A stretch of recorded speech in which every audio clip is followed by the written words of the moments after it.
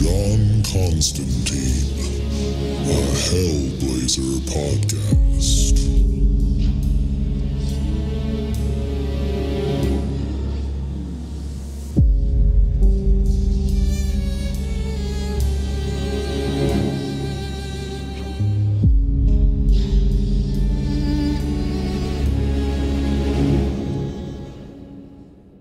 Hey there, everybody, and welcome back to John Constantine, a Hellblazer podcast. Today we're reading Hellblazer number 102, and just a little catch-up before we get started. In the previous arc, John had split himself into two different people. One of them was the good stuff, and one of them was the bad. So all the demon blood and all the trauma and bad memories, even the stuff about Kit from the Garth Ennis run, all of that was put inside of the bad version of John Constantine. And he did this because he was on the run from a demon named Boor, who was working for the First of the Fallen, who was trying to get back to Hell, and he needed John's soul to do that. So John was able to trick the First of the Fallen and Boor into taking the bad John to Hell, and so all of John's bad stuff is down there, and he's kind of getting adjusted to his new way of life now that he doesn't have demon blood in his system. And actually that caused some problems because his body was not used to him without this demon blood, because it did help him with healing and all that stuff. So a couple issues back, he actually fell into a coma, and we're not sure if this was real or not. I'm pretty sure it was, but it seemed like the First of the Fallen used that coma that was brought on by the demon blood being missing and brought John to Hell to show him that he was torturing his father, kind of to taunt him and tease him. But it turns out that John's dad actually deserved to be there, and in a very non-John Constantine way of doing things, he actually forgave his dad and was able to just walk out and wake up from that coma, and pretty much everything was good from there. And then the last issue, we saw John and all his friends going to a football game because they were trying to cheer him up and kind of get him to his old self after that coma. Of course, it did not end exactly perfect, but at least John was able to stop a bunch of football fans from massacring each other in the stands. And that is basically where we left off in the last issue. John is still kind of trying to find a balance with his new body and figure out how it works now. So first things first, with issue 102, we got the cover. We see John is flipping a coin, and as the coin flies right at us, we see a bunch of lightning bolts in the background, so it seems like it's a very stormy, possibly dangerous decision he is making on this coin flip. And we also see on the cover that this is written by Paul Jenkins with art by Sean Phillips. And we start off on the first page with a couple interesting images. We have what looks like two Asian brothers fighting. One is wearing black and one is wearing white. And this kind of is in the style of like an Asian painting or something. And we also see two characters that look like humans, except their heads are not human. One is of the sun and one is of the moon. And it looks like the sun is chasing the moon through the sky. And over these panels, the narration says, "It's the beginning of the legend, and the world is young. Good and evil do battle in a field. They have fought for all time. Neither can remember why the conflict began. The sun chases the shimmering moon across the sky. They see a commotion on the ground below. Sun and moon forget their quarrel and go to watch the fighting. For a time, there is no day or night." Then as we turn the page, we see more people are joining to watch this fight going on, and the narration continues. "The universe stands still as all inhabitants come to the field. Good can neither win nor lose. Evil can neither lose nor win. They are both simply treading on the corn." So as this big epic fight is going on between these brothers, they are definitely moving around the earth, and like the narration said, they are treading on the corn. Then we turn the page and we cut to John sitting on a bench in a park, and he is flipping a coin in his hand, and he's just kind of pensively staring at it. And as he sits, his narration says, "A good mate told me that story. It was a long time ago, just after I arrived in the smoke. Funny thing is, I can't remember how it ends.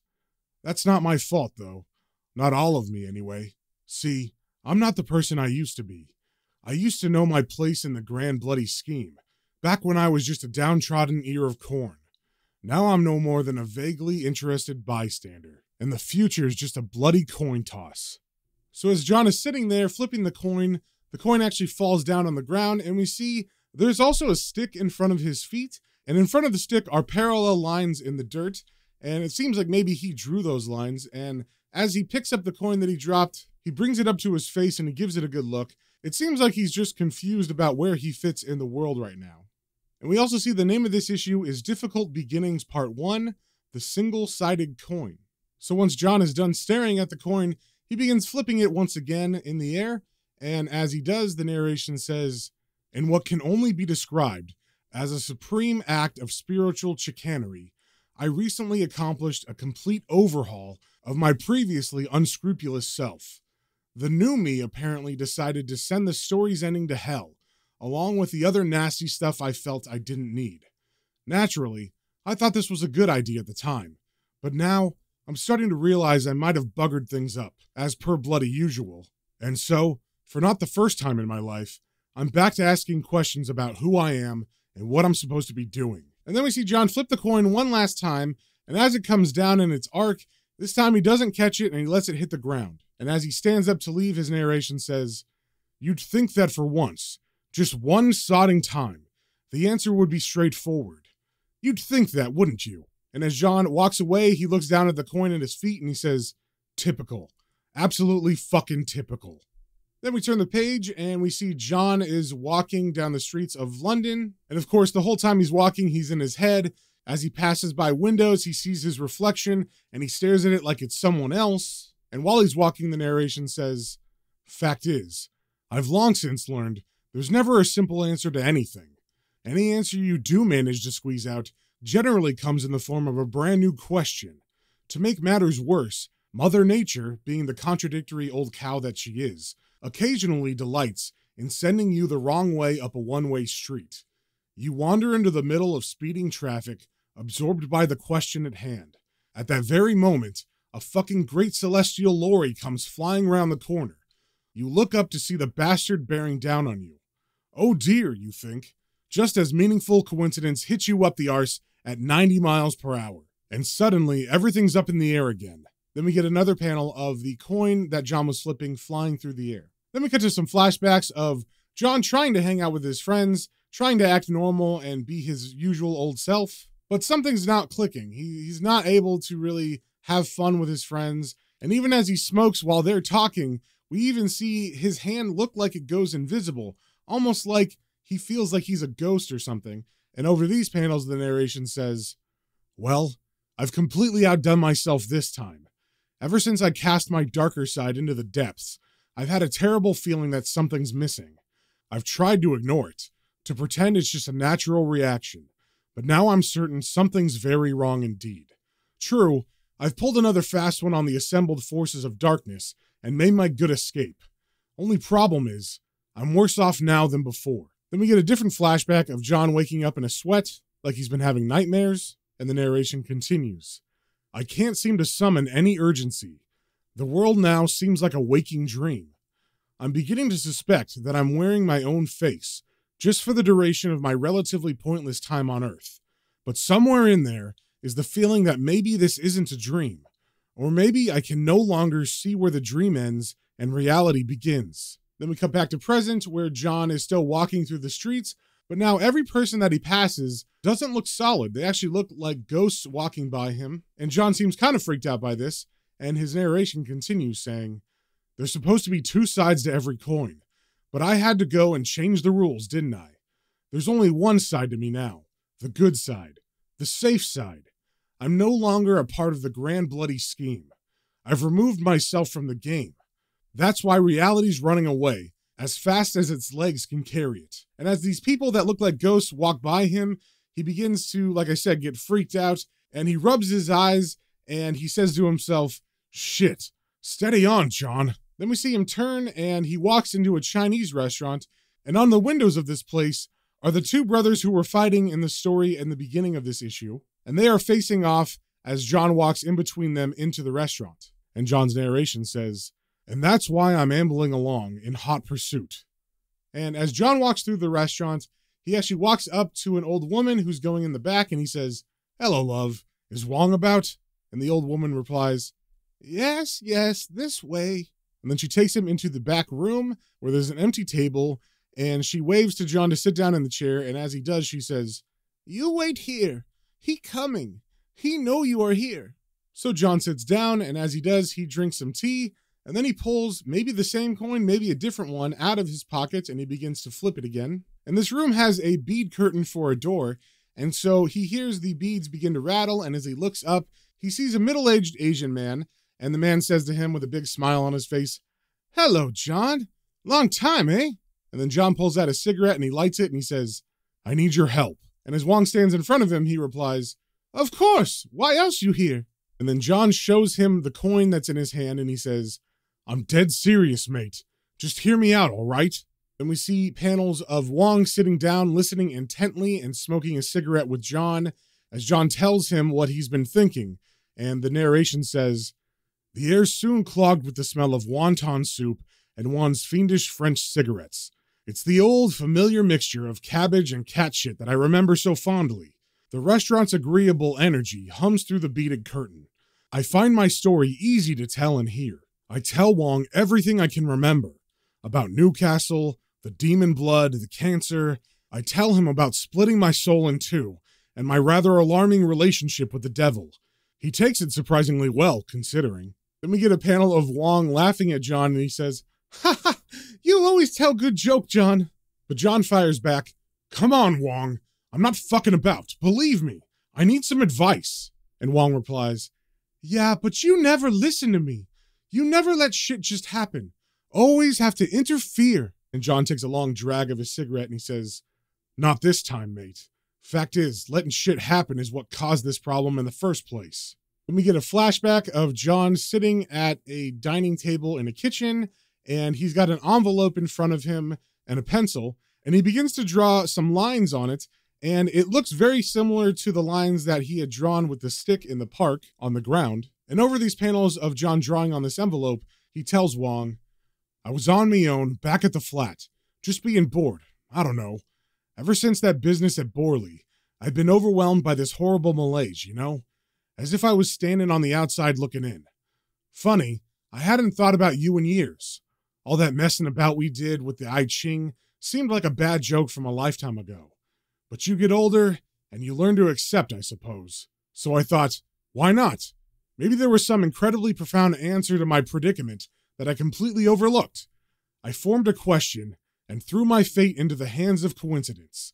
The answer came back exactly the same every single time." Then we cut back to the room where John is telling the story to Wong, and he flips the coin out, and Wong looks kind of surprised by this. And it seems that the symbol that John is drawing has something to do maybe with the pattern of the outcomes of the coin tosses. And as John is flipping this coin over and over again, Wong has pulled out a notepad, and he is writing down something as well. And from what we can see, it is the same symbol that John was talking about that he drew on the letter. And Wong says to John, "Yeah, I see that before, John.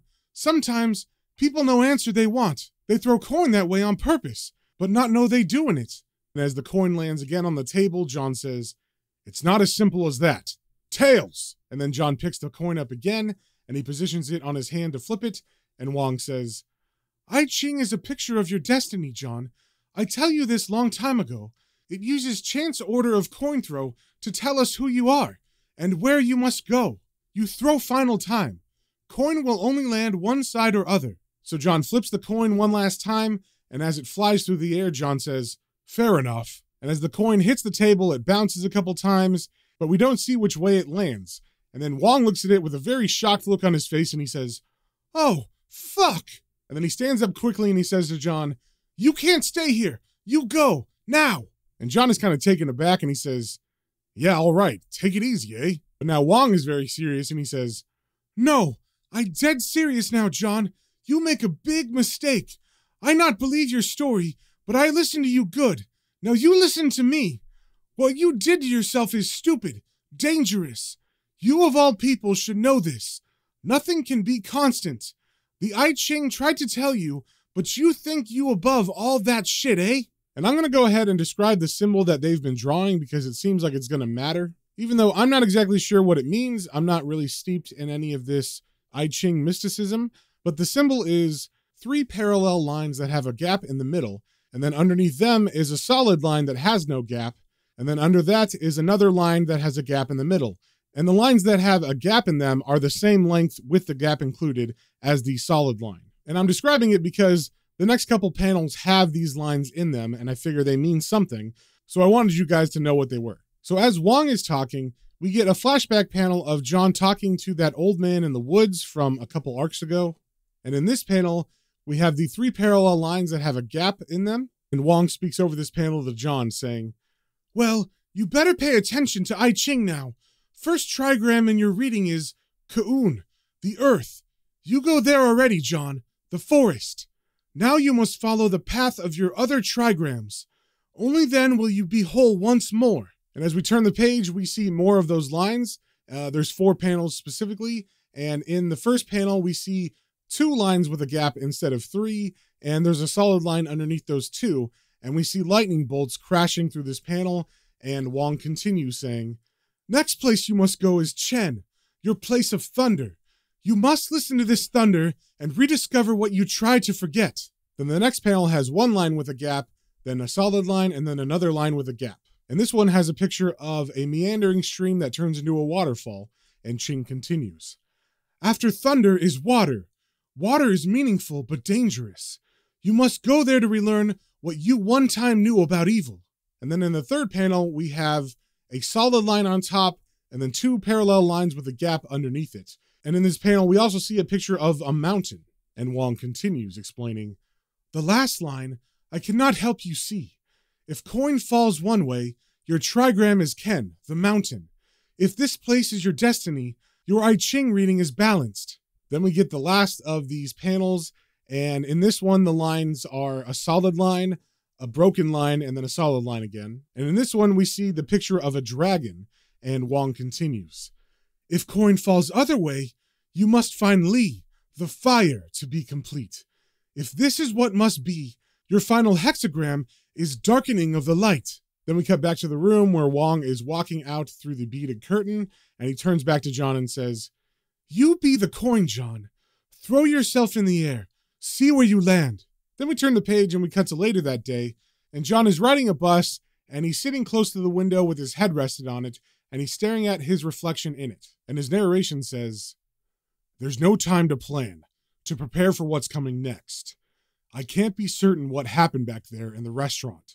All I know is, I have to get away." And then we get a zoom out from him in the bus, and we see all the other people riding it are ghostly apparitions, and John's narration continues. "I carefully misdirect coincidence, and suddenly I'm barreling headfirst down the synchronicity highway. I'm vaguely aware of other people nearby, but they're all on the other side of the street." Then we see John getting dropped off by the bus at nighttime, and his narration continues. "A skillful manipulation of chance, and I'm 200 miles away. I pretend I'm not really there. Linear time melts into a jumble of half-remembered sights and sounds. The world travels by, out of focus. I ignore it just enough for it to ignore me." Then we see John eating a hamburger at a restaurant, and his narration continues, saying, "I give myself the occasional reminder that I'm falling, just so I'll eventually remember to land." Then we see John walking down the streets of the town that he's traveled to, and we don't know where this is yet, but it begins to rain, and John's narration continues saying, "Now, I'm completely under the control of random happenstance. My feet hurt. I must have been walking for ages." And then John pulls out a cigarette and he lights it, and his narration continues. "A quick fag. Another reminder that I'm still connected to the physical. I feel a cold, wet breeze on my neck. The breeze gets colder, stronger.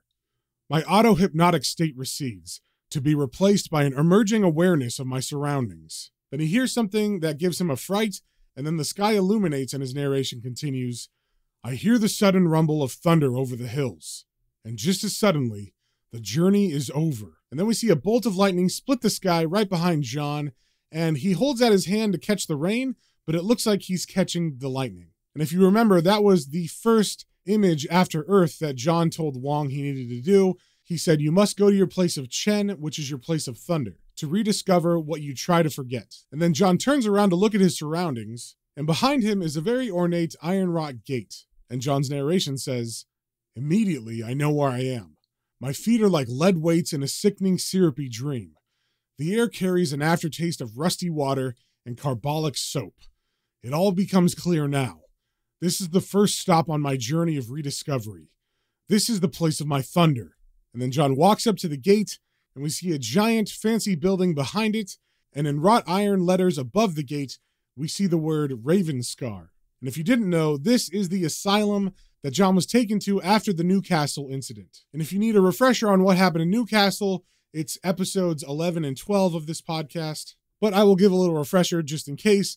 Basically, John was young. He did some magic that he stupidly shouldn't have done. He tried to get a demon out of a little girl by calling forth a new demon, I guess hoping that it would take on the demon inside the girl. And that did not work, as you might imagine. And the girl ended up being taken to hell by the demon, and John was left mentally scarred by that. So as John looks at the asylum Ravenscar, he thinks, I swore I'd never come back. Not after what they did to me here.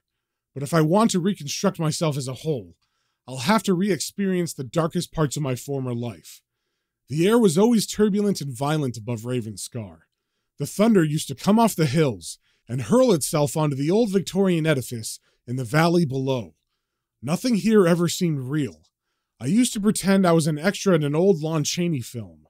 So over this narration, we are getting glimpses of what it was like for John in the asylum. And basically we just see him on his knees with a straitjacket on, and he's got really long hair, and we see a guard behind him with a baton, and it looks like he's about to get abused in some way. And then we see John talking to a therapist who is an old man with gray hair and a white mustache and goatee. And while the therapist is trying to talk to John, we see John staring behind him at all the ghosts of his friends who died throughout his life. And man, I can't really remember all their names. There was the nun and the biker friend Frank, and then there was Benjamin, the kid with the stutter, and there's a couple more, but I just can't remember all their names. So over these images, the narration continues. But there was this one nasty little nutter in charge, Mr. Dalton Brewer. He could see I wasn't responding to treatment, and he took it personally. The evil bastard rode me hard. He wanted to rip open my psyche with a scalpel and peel away the layers of my personality. He was in my face every day, desperately wanting me to acknowledge the pain. But I couldn't even see him. He was lost in the crowd. Then John is brought back to the present as the guard that was at the gate walks over to him and says, "Can I help you, sir?" And John replies, "Yeah, listen, I need to... Dalton Brewer, tell him it's John Constantine." And the guard does as he says, and as the guard walks away back to the asylum, John says under his breath, "That's right, you screw bastard. Give him the fright of his fucking life." Then we get some more flashes of John's time at Ravenscar, and we see him on the ground after he's been beaten, and he's naked except for his straitjacket. And John's narration says, "They almost got me, but I was far too absorbed with the ghosts of my past to be concerned with such trifles as my sanity." And then John in this flashback yells up to the guard who just beat him, "Nice try, lads. Better luck next time, eh?" Then we cut to the inside of Ravenscar where we see old man Dalton Brewer is answering the phone, and he says, "Dalton Brewer here. Yes, yes. What? Oh dear. Tell him to stay right there." Then we cut to John leaning against the front gate, and he's thinking back and he's saying, "Just like a weekend at Bolton's." And then there's another flash of him crying on the ground, bloody, and then we hear a voice say, "Hello, John." And then John turns around and we see Dalton Brewer walk up to him, and he says to John, "How much do you remember?" And John puts a cigarette in his mouth and he lights it and he says, "Not as much as I'd like." And I should mention that Dalton Brewer has an umbrella, so he's not getting wet, but John is just standing here getting soaked as they talk. And Dalton Brewer continues talking, saying, "Ah, good. You were very ill, you know. Perhaps it's for the best." And then John takes a long drag on his cigarette and he says, "Don't worry, chum. I still remember you sticking electrodes on my cods and tuning me to Radio Free Europe. I just can't remember what it felt like, that's all." And then Dalton Brewer gets a very wide-eye expression like he's scared of something, and he says, "You can't blackmail me, Constantine. I'm going to retire, so I suggest you find your little rock and crawl back under it." And then he turns and quickly begins to walk away from John, but John calls back to him saying, "No, wait, I want to remember." And then John's narration says, "And strangely enough, just at that moment, I finally do." And John says under his breath, "Shit." Then we turn the page and we cut back to the story from the beginning of the two brothers fighting, and nothing has changed. One brother's in black, one brother's in white, and they are punching the hell out of each other while the crowd watches in this dim twilight of sun and moon. And over these panels, the narration says, "Good and evil do battle in a field. They are both simply treading on the corn. Then we see the brother in white land one really good punch, and he knocks his brother in black down to the ground, and he stands over him, and the narration continues. Good calls upon the last of his strength to counter the advance of his brother, and suddenly the battle has been won. Then we see all the people begin to cheer, and they lift the victorious good brother on their shoulders, and the narration continues. The world rejoices. Good has defeated evil. The people have found their champion. For 10 days and nights, the wine flows freely. Those present tell Good that they will never forget what he has done. But afterwards, all the guests depart. The sun goes back to chasing the moon across the heavens. Good is left alone to ponder what he has done. His brother lies decaying in the field. Then we see Good returning to the field, and he's standing over the decayed body of his brother, and his hands are clenched in distress, and the narration continues. Good now sees his mistake. His heart is heavier than the earth itself. Without evil, there can be no good. Yin without yang is meaningless.